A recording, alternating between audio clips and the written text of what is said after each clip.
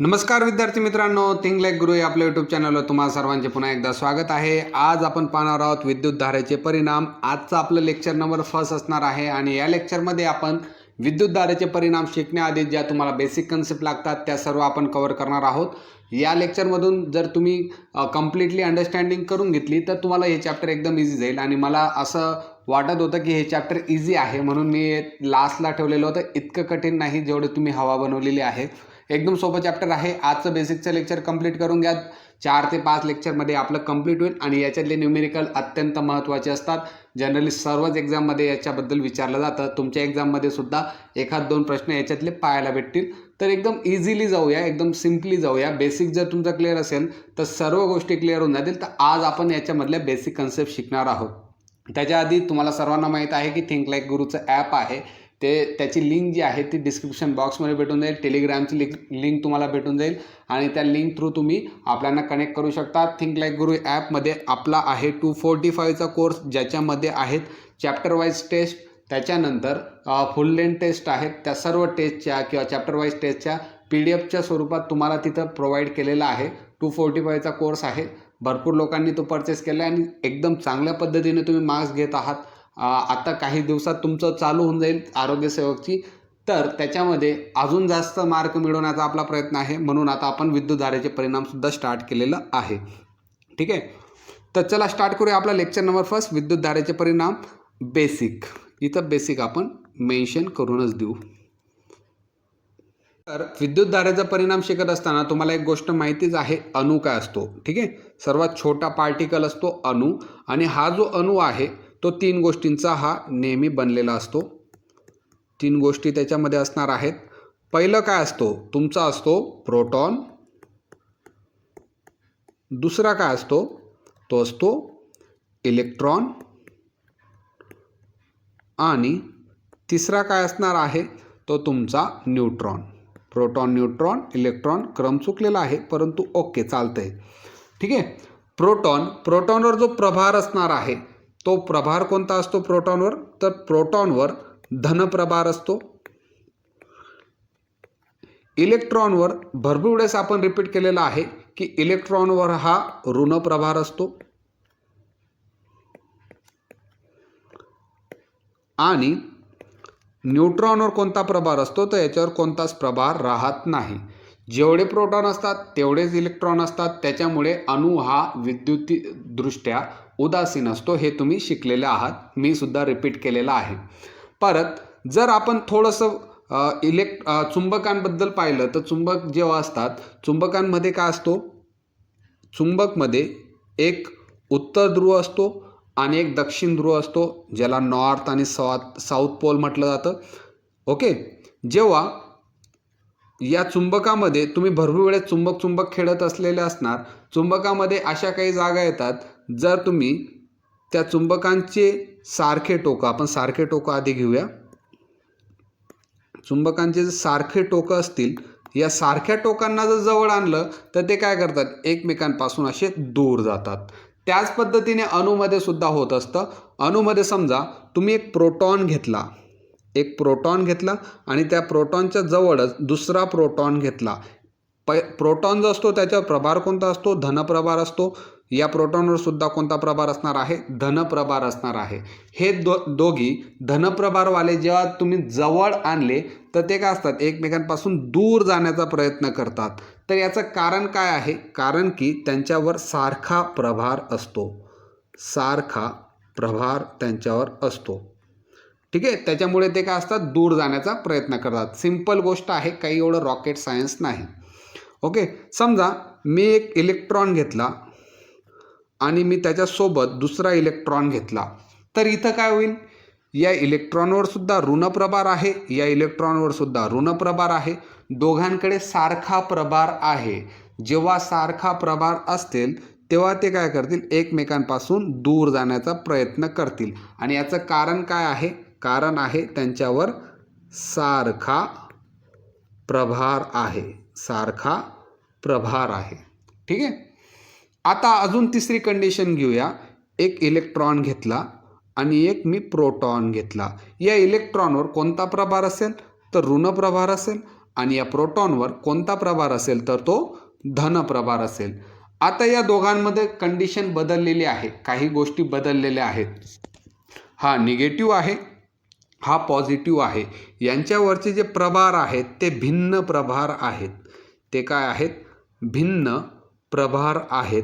आणि भिन्न प्रभार असल्यामुळे हे काय करतात, हा इलेक्ट्रॉन प्रोटॉनकडे होण्याचा प्रयत्न करतो, हा प्रोटॉन इलेक्ट्रॉनकडे होण्याचा प्रयत्न करतो, म्हणजे ते एकमेकांच्या जवळ येण्याचा प्रयत्न करतात.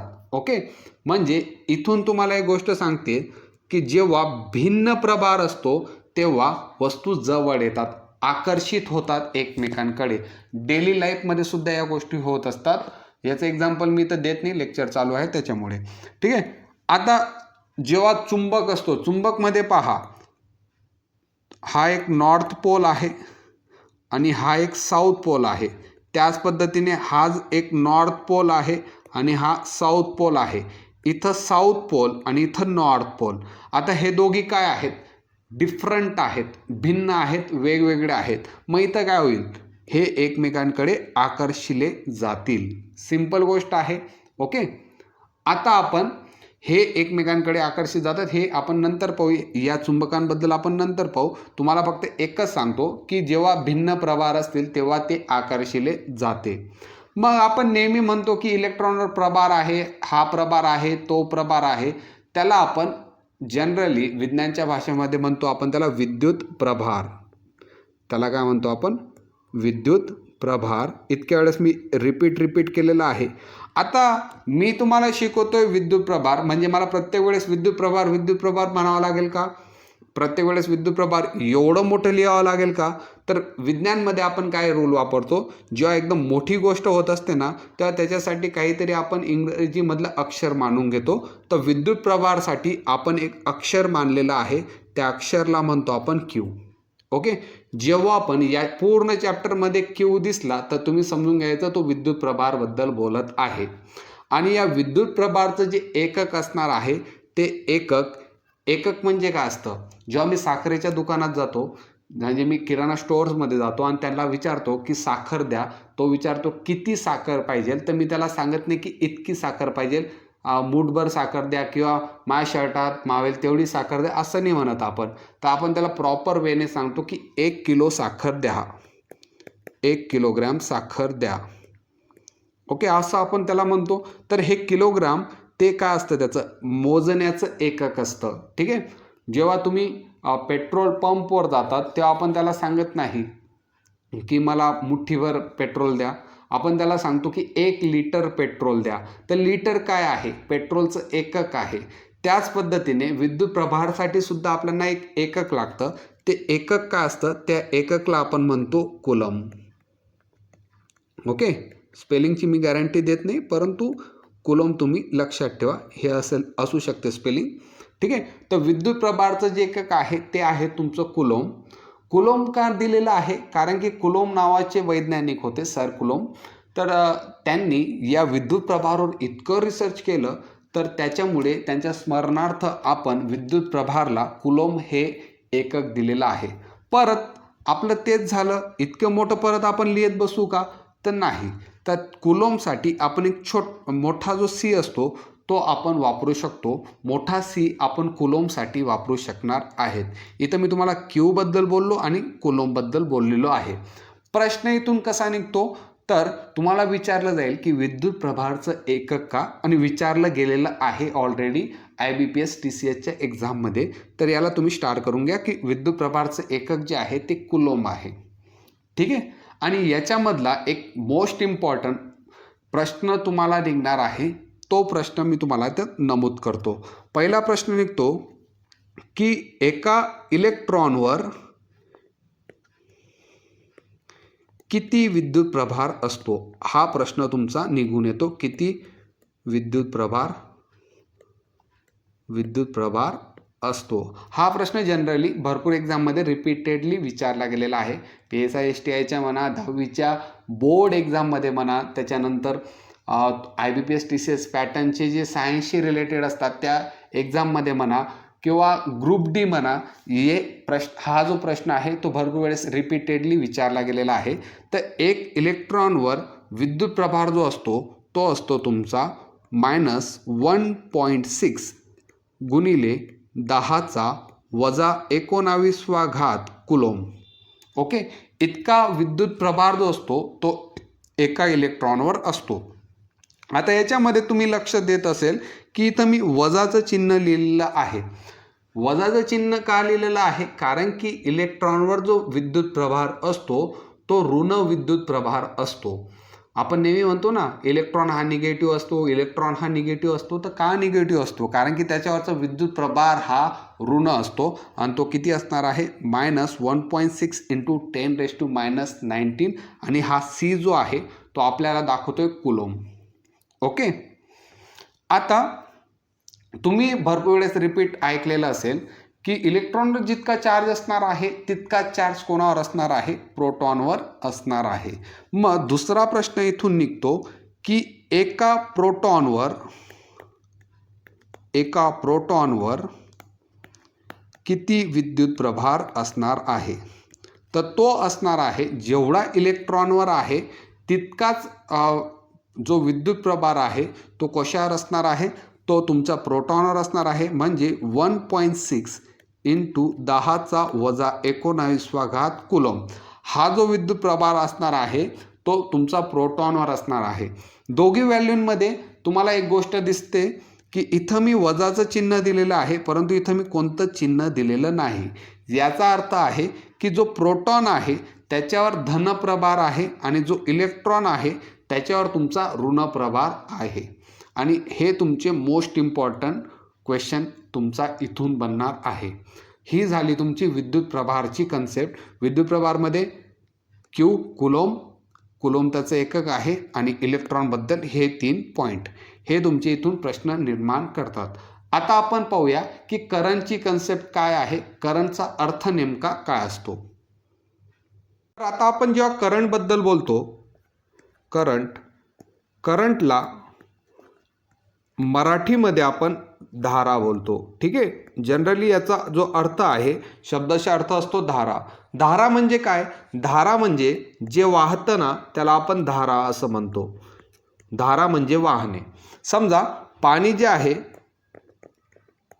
ए या बिंदूपासून बी या बिंदूपर्यंत वाहतो आहे, ए या बिंदूपासून बी या बिंदूपर्यंत वाहतो आहे, तर आपण म्हणतो की ती पाण्याची काय आहे? धारा आहे. पाण्याची ती धारा आहे. म्हणजे वॉटर करंट त्याला इंग्लिशमध्ये म्हणतात, वॉटर करंट. त्याच पद्धतीने जर समजा हवा जी आहे, हवा किंवा वारा जो असेल तो एका बिंदूपासून दुसऱ्या बिंदूपर्यंत वाहतोय, वारा जो आहे तो वाहतो आहे, तर आपण काय म्हणतो? त्याला वाऱ्याची धारा असं म्हणतो. इंग्लिशमध्ये जर आपण बोलायचं झालं तर वाइंड करंट आपण त्याला असं म्हणतो. ठीक आहे, करंटचा अर्थ काय आहे? एकदम सिंपल मिनिंग आहे. जे एका बिंदूपासून दुसऱ्या बिंदूपर्यंत वाहतं त्याला आपण करंट म्हणतो किंवा त्याला आपण धारा असं म्हणतो. मग जेव्हा आपण आता इलेक्ट्रिक करंट किंवा विद्युत धारेबद्दल जेव्हा बोलतो तेव्हा तुम्हाला मी एक कन्सेप्ट क्लिअर सांगतो. आता याच्यात समजा ही एक तार आहे, एक धातूची काय आहे? तार आहे.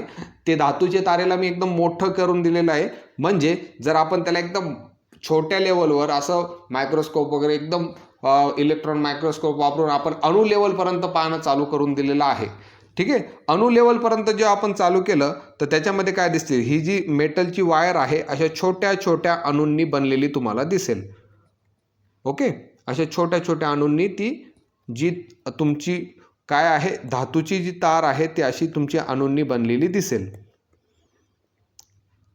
धातूची तार आणि हे जे गोल गोल दाखवलेले ते तुमचे समजा अणू आहेत.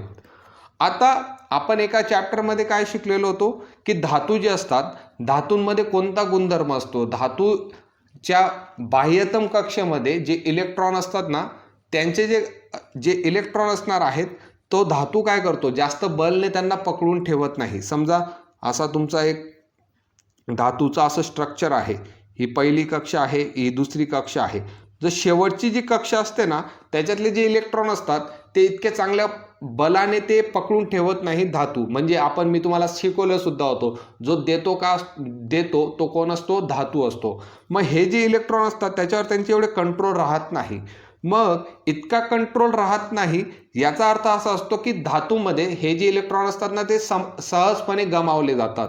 सहजपणे ते काय असतात? गमावले जातात. मग हे जे बाह्यतम इलेक्ट्रॉन आहेत ते काय करतात?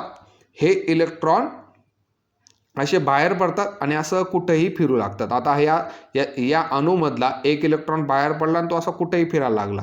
त्याच पद्धतीने या अणूमधला 2-1 इलेक्ट्रॉन असतील ते असे बाहेर फिरायला लागले. या अणूमधला सुद्धा 1 इलेक्ट्रॉन असं कुठेही फिरायला लागले. ते एका डायरेक्शनमध्ये थांबले नाही, एका दिशेने थांबले नाही, अशा पद्धतीने कुठेही ते फिरायला लागले. मग हे जे इलेक्ट्रॉन असतात या इलेक्ट्रॉनला जे एकदम लूजली बाउंड असणार आहेत, एकदम जास्त बळने त्यांना पकडून न ठेवल्यामुळे ते एकदम ढिले झालेले आहेत, ते या धातूच्या वायरमध्ये, या धातूच्या तारमध्ये असं कुठंही ते फिरणं स्टार्ट करतात. मग हे जे कुठेही फिरणारे जे इलेक्ट्रॉन असतात ना त्यांना काय म्हटलं जातं? त्यांना म्हटलं जातं मुक्त इलेक्ट्रॉन. त्यांना म्हटलं जाणार आहे मुक्त इलेक्ट्रॉन त्यांना म्हटलं जाणार आहे. मग हे सर्व मुक्त इलेक्ट्रॉन जर एकाच दिशेने जात असतील, एकाच दिशेने जर जात असतील अशा, आता पहा मी जेव्हा तुम्हाला ड्रॉ करून दाखवलं तेव्हा कशीही जात होते, परंतु जर हे सर्व इलेक्ट्रॉन एकाच दिशेने अशा पद्धतीने जात असतील तर आपण तेव्हा म्हणतो की हा जो आहे हे काय एका जागेवरून दुसऱ्या जागेवर जात आहेत परंतु एकाच दिशेने जात आहेत, तर आपण त्याला म्हणतो की ही इलेक्ट्रॉनची काय आहे? इलेक्ट्रॉनची धारा एक प्रकारची आहे. आता प्रत्येक वेळेस इलेक्ट्रॉनची धारा बोलणार का? तर नाही. इलेक्ट्रॉन जिथे येतो त्याला आपण विद्युत म्हणतो आणि जी असते, आता ही एक प्रकारची धारा निर्माण झाली ना, एक प्रकार वाहताची, तर त्याला आपण म्हणतो विद्युत धारा. इंग्लिशमध्ये आपण म्हणतो त्याला इलेक्ट्रिक करंट. जर इलेक्ट्रॉन हे मुक्त इलेक्ट्रॉन आहेत ते एकाच दिशेने वाहत असतील तर आपण त्याला काय म्हणतो? त्याला म्हणतो आपण विद्युत धारा असं म्हणतो. मग आता ही जी गोष्ट आहे अशी नुसते वाहत आहेत सर, तर आपण त्याला इलेक्ट्रिक करंट म्हणून दिलं, मग त्याला काहीतरी मोजमाप असेल, त्याला काहीतरी असेल, त्याला डेफिनेशन द्यावं लागेल. तर डेफिनेशन देण्यासाठी मी आता एक गोष्ट तुम्हाला अज्यूम करून दाखवतो. तर आता आपण एक अशी तार पुन्हा एकदा घेऊया. धातूची तार होती आणि हे जे आहेत फ्री इलेक्ट्रॉन, जे मुक्त इलेक्ट्रॉन आहेत ते अशा पद्धतीने एका दिशेपासून दुसऱ्या दिशेकडे अशा वाहत जात आहेत म्हणजे एका दिशेपासून दुसऱ्या दिशेने ते जात आहेत. ओके. आता या तारेमध्ये मी काय करतो? एक असा एरिया कन्सिडर करतो, एखादा क्षेत्रफळ याच्यामध्ये कन्सिडर करतो. एक प्रकारे काय करतो? एक मी चौकीदार बसवतो आणि इथं हा एक गेट आहे. एक प्रकारे चौकीदार बसवलेला आहे, हा एक तुमचा गेट आहे. मग या गेटमधून एका सेकंदामध्ये आता हे जे आहेत ते काय आहेत? इलेक्ट्रॉन आहेत आणि इलेक्ट्रॉनवर काय असतो? विद्युत प्रभार असतो. ओके. इलेक्ट्रॉन म्हणजे एक प्रकारे विद्युत प्रभारच आहेत. तर या इलेक्ट्रॉनमधून या गेटमधून एका सेकंदमध्ये किती विद्युत प्रभार वाहतोय त्याला आपण काय म्हणतो? करंट म्हणतो. समजा हा एक इलेक्ट्रॉन आहे, तो किती घेऊन जातोय? 1.6 × 10⁻90 घेऊन जात आहे. ओके. एक इलेक्ट्रॉन इतकं घेऊन जाते, नंतर हा दुसरा इलेक्ट्रॉन तेवढंच घेऊन जाणार आहे, -1.6 × 10⁻11. मग या गेटमधून एका सेकंदाला जर इथं लाखो जात असतील तर तो काय असेल? त्या प्रकारचा तो करंट असणार आहे. समजलं तुम्हाला काय? एका क्षेत्रफळातून एका सेकंदाला किती चार्ज वाहतोय त्याला आपण काय म्हणणार आहे? करंट असं म्हणणार आहे. जनरल डेफिनेशन आहे इयत्ता 9वीच्या पुस्तकातली. मग आता हा जो करंट आहे, ही जी विद्युत धारा आहे, प्रत्येक वेळेस तुम्ही असं लिहिणार का? विद्युत धारा असं लिहिणार का? तर नाही. मग याच्यासाठी सुद्धा एक आपण लेटर इंग्लिशमधलं मानून घेणार आहोत आणि त्या लेटरला आपण नाव देणार आहोत आय. आय हे जे लेटर आहे, कॅपिटल आय हे जे लेटर आहे ते आपण कशासाठी वापरतो, तर विद्युत धारेसाठी वापरतो. ओके. मग आता या आयचं जर गणिताच्या स्वरूपात आपल्याला लिहायचं असेल तर याला कसं लिहितो आपण, इथं पहा, एक हा जो इलेक्ट्रॉन आहे त्याच्यावर काय आहे, चार्ज आहे. चार्जचं जे चार्ज आपण विद्युत प्रभार जो आहे, ओके, विद्युत प्रभार आपण कशाने दर्शवतो, तर क्यू या अक्षराने दर्शवतो. हा जो क्यू आहे एका सेकंदात जातोय, म्हणजे क्यू हा सेकंदांमध्ये जात आहे.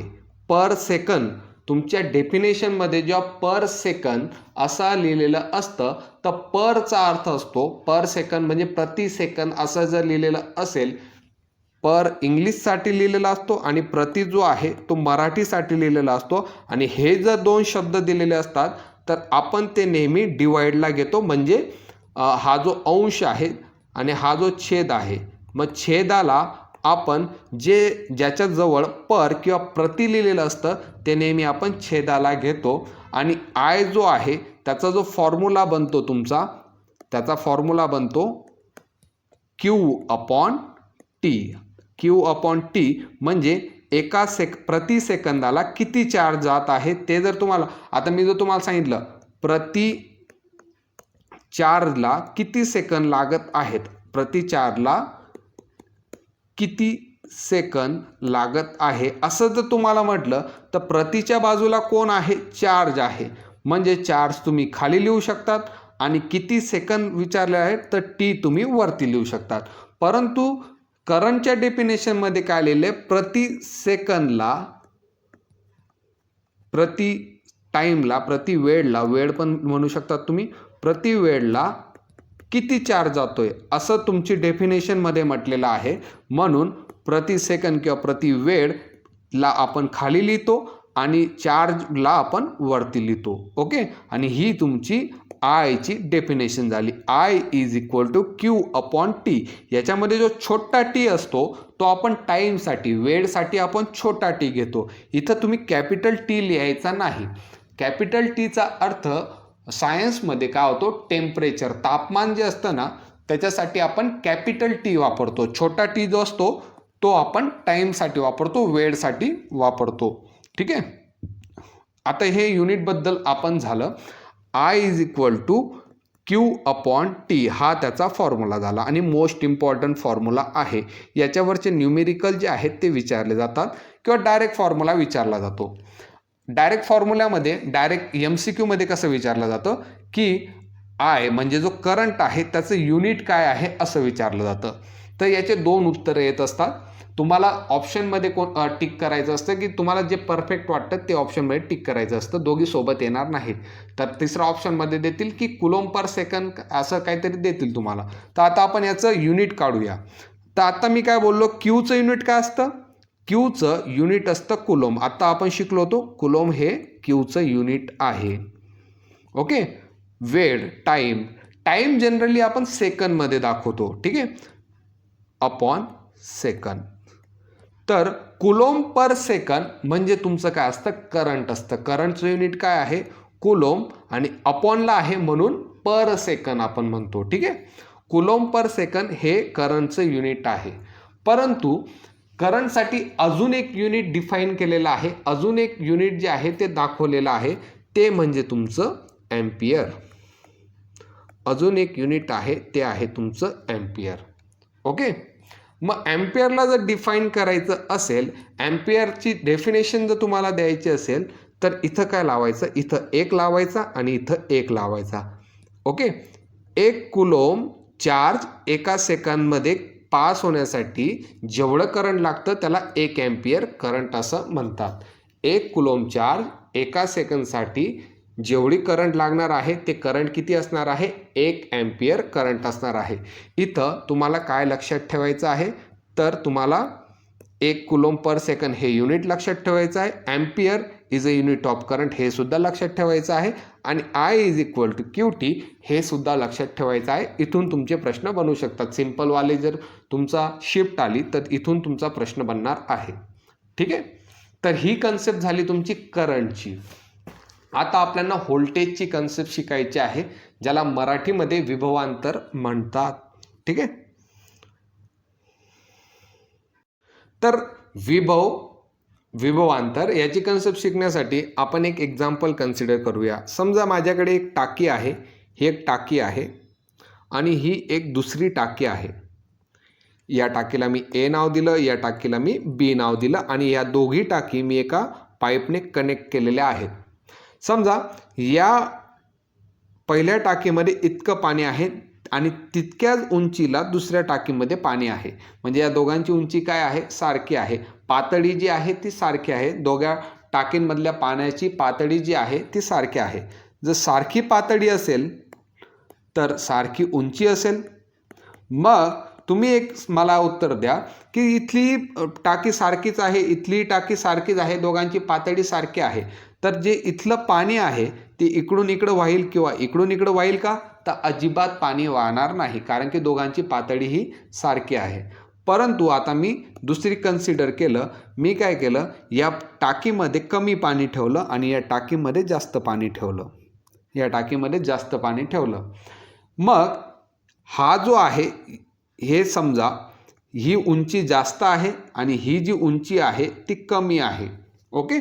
त्याच्यामुळे काय होईल, या पाण्यातल्या टाकीमधून, या ए नावाच्या टाकीमधून जे पाणी आहे ते कुठं वाहणं चालू होईल? ते बी नावाच्या टाकीकडे वाहणं चालू होईल. आणि याचं कारण काय आहे? कारण की दोघांची जी पातळी आहे ती भिन्न आहे. त्यांच्यातलं विभव जे आहे, विभव म्हणजे अंतर जे आहे. ओके. विभव म्हणजे दोघांच्या उंचीमधला जो उंची जे आहे ते वेगवेगळे आहेत. ओके. विभवमध्ये अंतर आहे, विभवांतर आहे, उंचीमध्ये त्यांचं अंतर आहे, त्याच्यामुळे पाणी हे वाहणार आहे. ठीक आहे. मग अशीच एक गोष्ट होते, ती कशामध्ये होणार आहे? ती तुमची इलेक्ट्रिसिटीमध्ये सुद्धा होणार आहे. तर ती कशा पद्धतीने होते? तुम्ही बॅटरी पाहिली असेल, सेल पाहिला असेल. सेल अशा पद्धतीचा असतो. ओके. ड्रॉ करताना माझी ड्रॉइंग एवढी चांगली नाही, परंतु अशा पद्धतीचा सेल असतो. इथं असा एक असतो आणि इथं असं गोल केलेला असतो. ठीक आहे. जे असं वरती आलेलं असतं आपण त्याला कोणतं टर्मिनल म्हणतो? त्याला आपण पॉझिटिव्ह टर्मिनल म्हणतो. ओके. आणि जे खाली असतं ते असतं तुमचं निगेटिव्ह टर्मिनल. तुमच्याकडे रिमोट असेल तर रिमोटमध्ये दिसत असेल तो सेल असतो ना, वरचं टर्मिनलवर पॉझिटिव्ह लिहिलेलं असतं आणि खालच्या टर्मिनलवर निगेटिव्ह लिहिलेलं असतं. ते तुम्ही पाहिलंच असेल. तर हा काय असतो? हा एक प्रकारे विभवांतर निर्माण करण्यासाठी एक सोर्स आहे. तुमचा एक सोर्स म्हणजे तुमचा एक सोर्सला आता मराठीत काय म्हणतात मला तर काही आठवत नाही, परंतु एक प्रकारचा सोर्स आहे. तर याच्यात काय होतं, याच्यामध्ये या बॅटरीच्या मध्ये काही केमिकल असतात. ओके. या बॅटरीच्या मध्ये काय असतात? काही केमिकल असतात. मग हे जे केमिकल त्याच्यामध्ये असणार आहेत, जर केमिकल असतात तर ते एकमेकांसोबत काय करतात? ते एकमेकांसोबत काय करतात? रिॲक्शन करतात. ओके. अभिक्रिया करतात. आपण मराठीवाले आहेत तर आपण काय म्हणतो? ते एकमेकांसोबत काय करतात? अभिक्रिया करतात. तर अभिक्रियाच्या चॅप्टरमध्ये मी तुम्हाला एक रिॲक्शन शिकवलेली होती. ती रिॲक्शन कोणती होती? ती अभिक्रिया एक शिकवलेली होती. रेडॉक्स रिॲक्शन नावाची अभिक्रिया मी तुम्हाला शिकवलेली होती. या रेडॉक्स नावाच्या रिॲक्शनमध्ये काय करायचं? काय व्हायचं? ऑक्सिडेशन व्हायचं. ओके. आणि एक काय व्हायचं? रिडक्शन व्हायचं.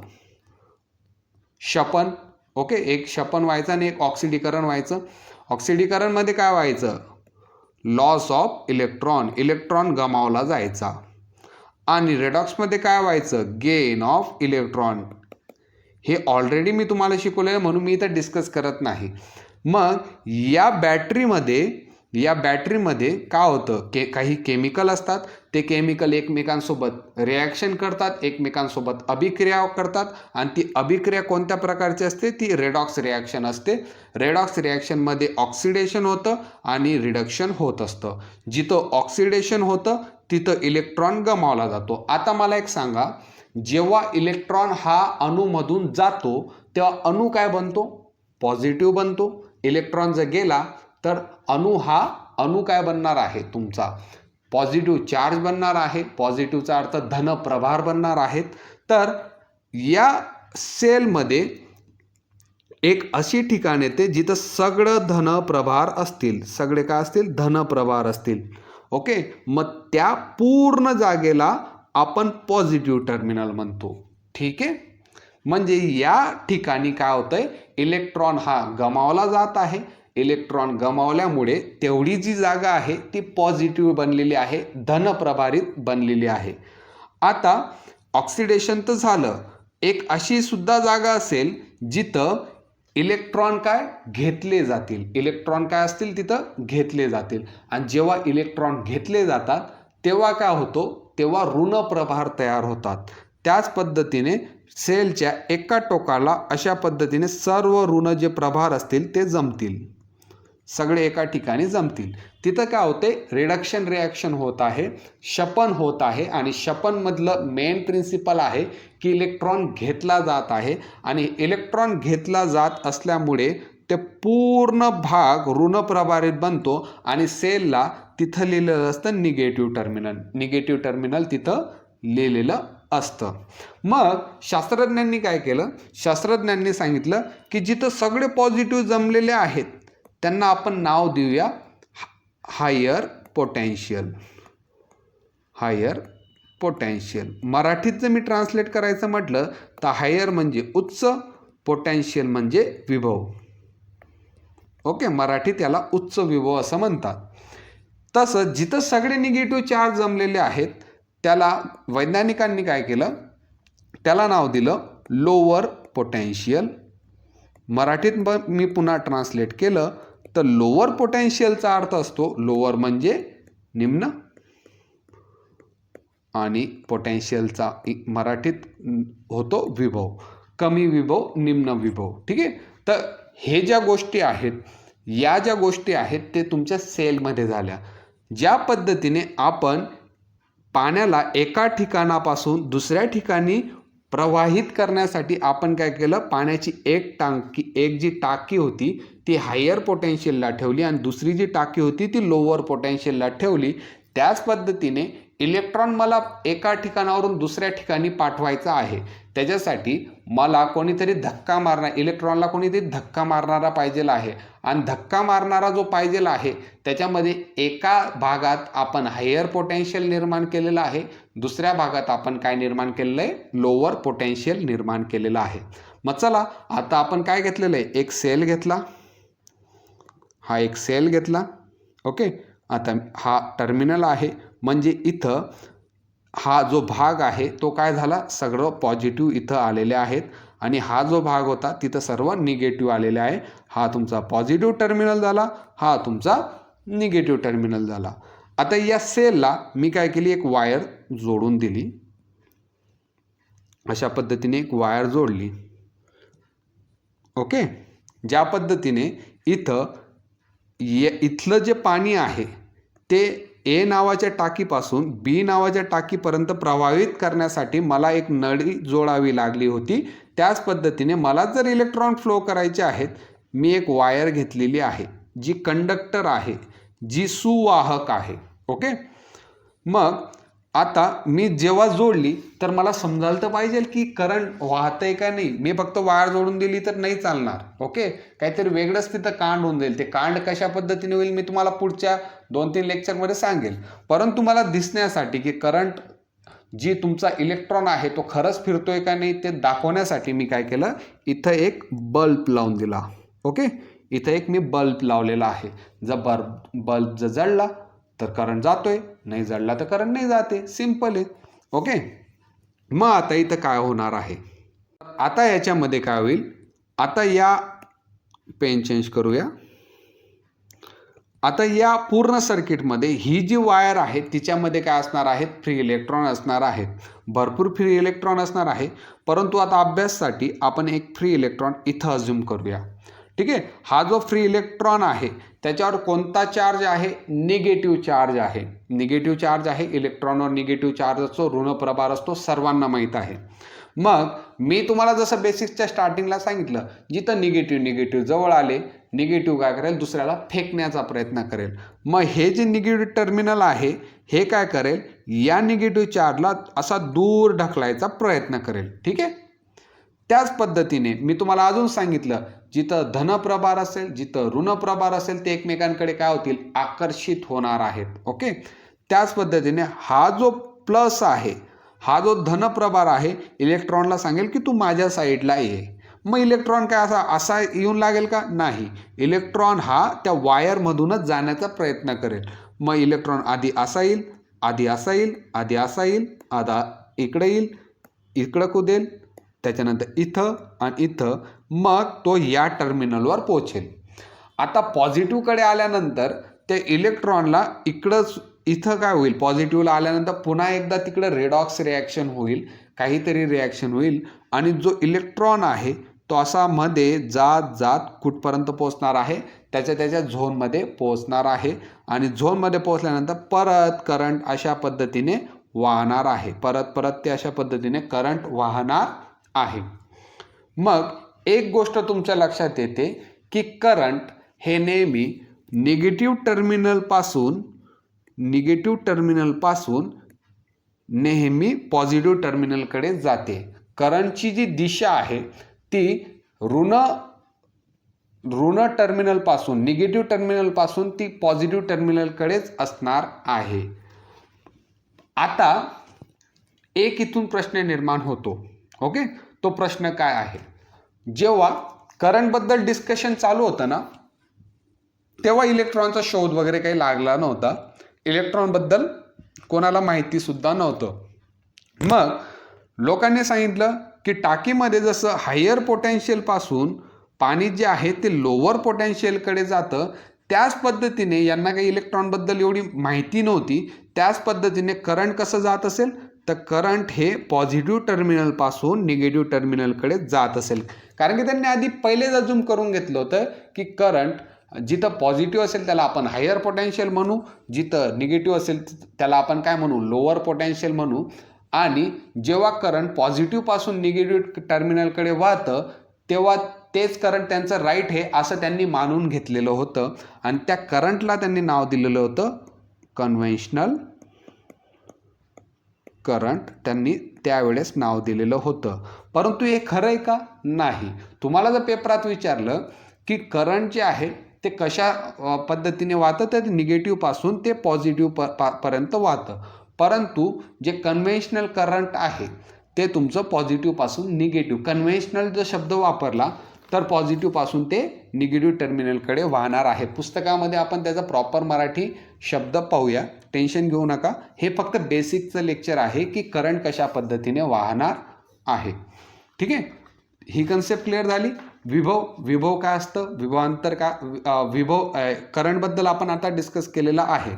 ठीक आहे. आता विभवांतरचं जे युनिट आहे, विभवांतर काय काम करतं त्याबद्दल आपण डिस्कस करूया. तर त्याच्यासाठी तुम्हाला मी 2 कन्सेप्ट विचारतो. वर्क काय असतं, कार्य काय असतं. तर कार्य जे आहे, समजा तुमच्याकडे असा एक दगड दिलेला आहे, एक मोठा दगड दिलेला आहे आणि या दगडाला ए नावाचा दगड आहे. या दगडाला तुम्ही काय केलं, एका जागेवरून दुसऱ्या जागेवर मूव्ह केलं, हलवलं. ठीक आहे. ए या जागेपासून बी या जागेपर्यंत तुम्ही हलवलेलं आहे. आता दगडाला एका जागेवरून दुसऱ्या जागेवर तुम्हाला हलवायचं आहे, त्याच्यासाठी तुम्हाला काय लागेल, बल लागेल. आणि तुम्ही त्या दगडाला ए या जागेपासून बी या जागेपर्यंत हलवलेलं आहे आणि या दोघांमधलं अंतर जे असेल त्याला आपण विस्थापन असं म्हणतो. आणि बल गुणिले विस्थापन हे जे असणार आहे ते तुमचं वर्क असणार आहे किंवा तुमचं कार्य असणार आहे. याच्यामध्ये एक गोष्ट लक्षात ठेवायची, विस्थापन तिथं 100% झालेलं पाहिजे, थोडंफार तरी त्याच्यामध्ये विस्थापन झालेलं पाहिजे. समजा एक भिंत आहे, ओके, घरासमोर एक भिंत आहे, त्या भिंतला तुम्ही दिवसभर एकदम जबरदस्त बल लावलं, ती भिंत जागेची इतुशी सुद्धा हलली नाही, तर तुम्ही कार्य जे आहे ते किती केलेलं आहे, कार्य जे आहे ते काय असेल तुमचं, बल गुणिले विस्थापन. भिंत हलली का जागेवरून, अजिबात नाही. भिंत हलली नाही याचा अर्थ आहे विस्थापन जे आहे ते 0 आहे, म्हणजे तुमचं कार्यसुद्धा काय असतं, 0 असतं. ओके. विस्थापन म्हणजे काय असतं रे, एकदम सिंपल भाषेत मी तुम्हाला विस्थापनसुद्धा सांगून देतो. आता मी काय केलं, मी इथं क्रिकेटच्या पिचवर उभा आहे. ओके, इकडं माझा सेकंड बॅट्समन तिकडं आहे, इकडं मी आहे. आणि या क्रिकेटच्या पिचवर उभा असताना मी इथून निघालो आणि त्याच्यापर्यंत पोचलो. ओके, मग मी जर हे अंतर जर मोजलं तर ते माझं विस्थापन असतं. ते माझं काय असतं, विस्थापन असतं. समजा मी क्रिकेटच्या पिचमध्ये उभा आहे आणि माझा मित्रसुद्धा इथं उभा आहे. मी इथून तर तिथपर्यंत गेलो आणि अर्ध्या परत मधल्या पिचपर्यंत आलो. म्हणजे समजलं का, मी ए पासून बी पर्यंत गेलो आणि त्याच्यानंतर परत रिटर्न आलो. तर माझं विस्थापन काय असेल, पहिली जागा म्हणजे माझी ओरिजिनल जागा जी आहे आणि ही आहे माझी शेवटची जागा. शेवटची जागा आणि माझ्यामध्ये जितकं अंतर असतं त्याला विस्थापन म्हणतात. आता अंतर एवढंच आहे तर ते काय असणार आहे, तुमचं विस्थापन. ओके, तसंच एक ग्राउंड आहे. मी इथून ग्राउंडपासून पळणं चालू केलं, अशा पद्धतीने पळत पळत गेलो आणि मी माझ्या ओरिजिनल जागेवर पोचलो. तर माझं विस्थापन किती असेल, विस्थापनचा सूत्र आहे शेवट वजा पहिला, शेवटचा बिंदू वजा पहिला बिंदू. शेवटचा बिंदू पण तोच आहे, पहिला बिंदू पण तोच आहे, म्हणजे माझं विस्थापन काय झालेलं आहे, 0 झालेलं आहे. तर जे तुमचं कार्य आहे त्याचा फॉर्म्युला जर तुम्हाला विचारला तर फोर्स म्हणजे तुम्ही किती बल लावलं आणि तुम्ही किती विस्थापन केलं, त्या बल लावल्यामुळे तुम्ही किती विस्थापन केलेलं आहे ते म्हणजे तुमचं काय असणार आहे, कार्य असणार आहे. ठीक आहे, कार्याबद्दल एवढी गोष्ट तुम्ही लक्षात ठेवून घ्या. आणि हे जी काम करण्याची क्षमता आहे, कार्य करण्याची जी क्षमता असते तिला आपण काय म्हणतो, ऊर्जा असं म्हणतो. काय म्हणतो, ऊर्जा असं म्हणतो. आणि या ऊर्जा जी आहे तिचं जे एकक असणार आहे ते असणार आहे तुमचं जूल. ही गोष्ट तुम्हाला लक्षात ठेवायची, मोस्ट इम्पॉर्टंट आहे.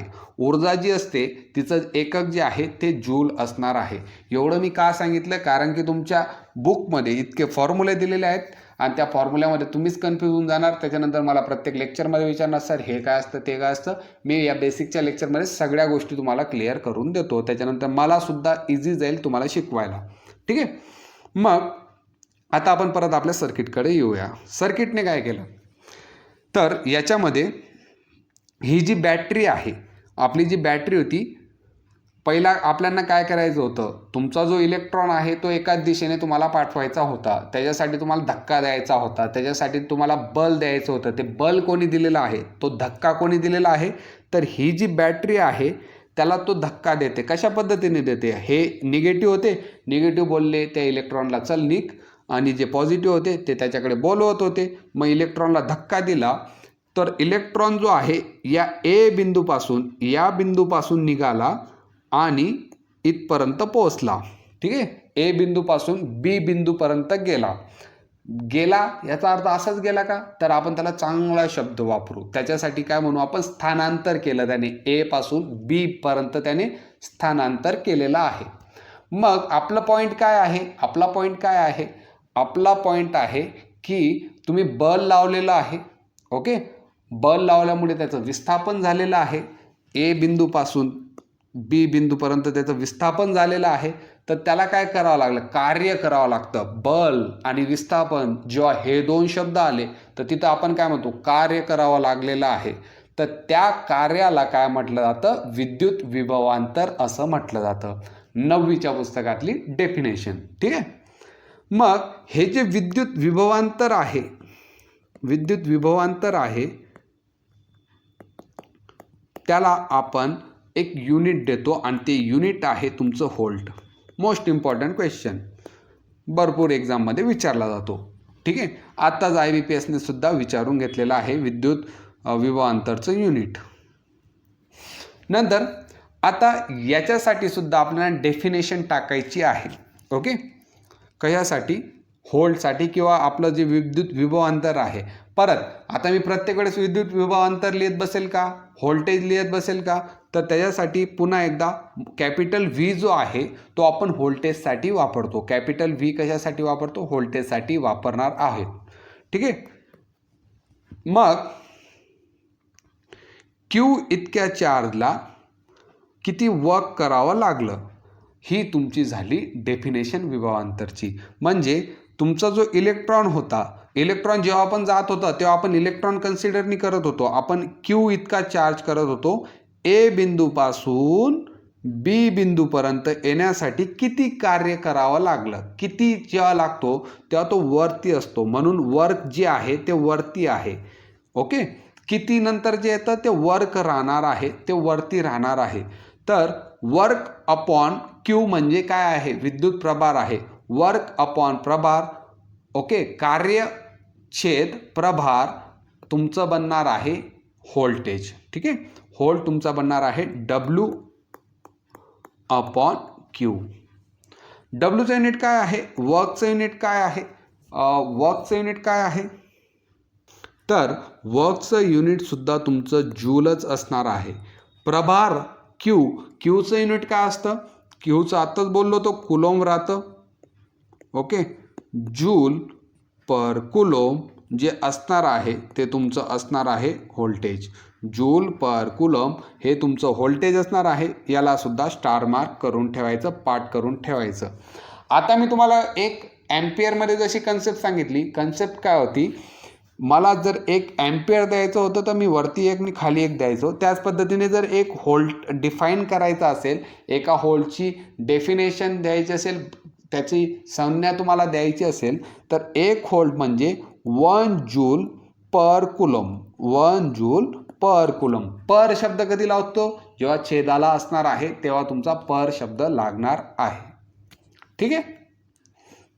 आता हे जेव्हा इलेक्ट्रॉन एका जागेवरून दुसऱ्या जागेवर जात होते तेव्हा लाईटसुद्धा लागत होता. तेव्हा काय होता, लाईटसुद्धा जळत होता, बल्ब ग्लो करत होता. तर ते कशामुळे झालं, तर ते कशामुळे झालं तर याच्यामध्ये काय होतं, तुमचं जो इलेक्ट्रिक करंट होतं, तुमची जी विद्युत धारा होती, विद्युत धारा जी होती तिचं जे रूपांतर होतं ते उष्णतेत आणि प्रकाशमध्ये झालेलं होतं. ओके, उष्णतेत आणि प्रकाशमध्ये झालेलं होतं. आणि आपल्याला एक गोष्ट लक्षात ठेवायची आहे, विद्युत धारा जी आहे ती उष्णतेत कशा पद्धतीने रूपांतरित होते. त्याच्यासाठी मी तुम्हाला पुन्हा एकदा एक पेज घेतो आणि त्याच्यावर एक्सप्लेन करतो.